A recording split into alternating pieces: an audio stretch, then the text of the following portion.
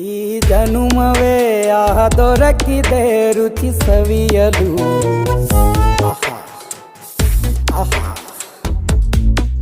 ಈ ಜಗವಿದೆ ನವರಸಗಳ ಉಣಬಡಿಸಲು. ಬಿಸಿ ಬಿಸಿ ಇದೆ ಬಿಸಿ ಬಿಸಿ ಇದೆ ನಳಪಾಕ ದಿನ ದಿನ ನೂತನ. ಈ ಬಿಸಿಯುವಾರುವ ಮೊದಲೇ ಎಲ್ಲರ ಜೊತೆಯೇ ಮೆಲ್ಲುವ ಕಲೆಯ ಜೀವನ ಜನುಮವೇ.